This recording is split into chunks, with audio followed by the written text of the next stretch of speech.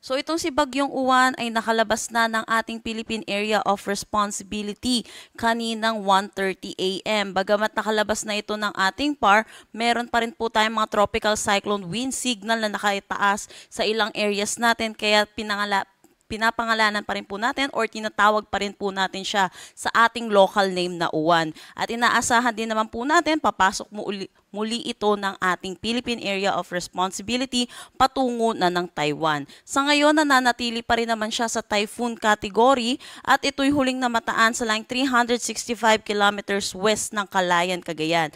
May taglay na lakas na hangin na 120 kilometers per hour malapit sa sentro at pagbugso na umaabot ng 150 kilometers per hour. Ito'y kumikilos northward sa bilis na 15 kilometers per hour.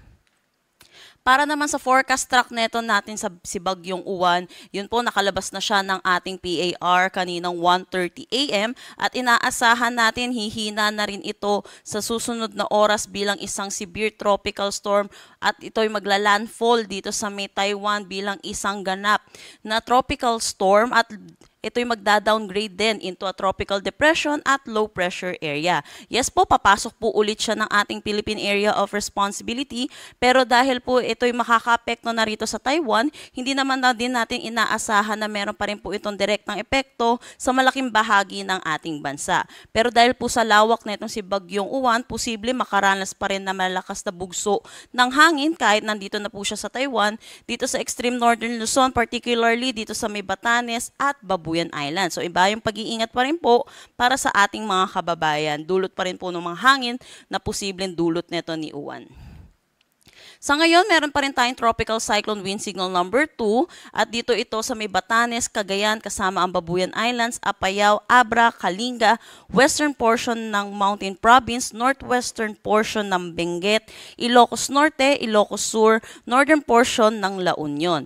Signal number 1 naman sa Isabela, Quirino, Nueva Vizcaya, rest ng Benguet, Ifugao, rest ng Mountain Province, rest of La Union, Pangasinan, Aurora, Nueva Ecija, Zambales at Bataan.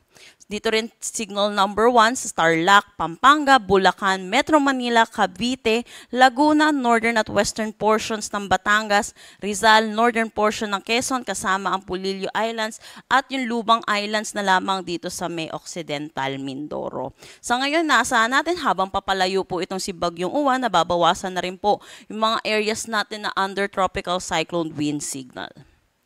Sa ngayon, pag makakaranas pa rin ng mga occasional na malalakas na bugso ng paghangin, ngayong araw sa malaking bahagi pa rin ng Luzon, Western Visayas, Negros Island Region at Northern Samar. Dulot po rin po ito ng bagyong si Uwan. Bukas naman ay makakaranas pa rin ng mga bugso ng hangin, dulot na itong ni Uwan sa Ilocos Region, Cordillera Administrative Region, Cagayan Valley, Bicol Region, Zambales, Bataan, Cavite, Quezon at Aurora. At yun po, gaya po nung sinabi ko kanina, posible pa rin yung malalakas na bugso ng hangin kahit itong si Uwan ay nandito na sa may Taiwan, dito sa may Batanes at Babuyan Islands. Para naman sa ulan na dulot netong si Bagyong Uwan, inaasahan pa rin natin, meron pa rin tayong mararanasan na mga kalat-kalat na pag-ulan, lalo na dito sa Ilocos Norte, Abra, Ilocos Sur, La Union at Benguet. Inaasahan po natin yung 50 to 100 millimeters of rain pa rin po at posible po yung mga localized flash flood at mga pagguho ng lupa. Kaya pag-iingat po para sa ating mga kababayan. At habang papalayo na rin po itong si Uwan, improving weather na rin po ang ating mararanasan sa malaking bahagi ng ating bansa.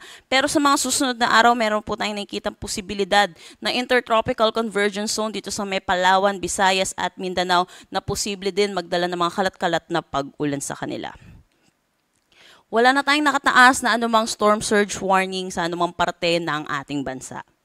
Pero pagdating sa gale warning, meron tayong nakataas dito sa Batanes, Cagayan kasama ang Babuyan Islands, Ilocos Norte, Ilocos Sur, La Union, Isabela, Pangasinan, Zambales, Bataan, Batangas, Occidental Mindoro kasama ang Lubang Islands. Kaya pinag-iingat po natin mga kababayan natin mangingisda at may mga sasakyan malit pandagat na delikado po muna pumalaot dito po sa mga nasabi po nating coastal areas.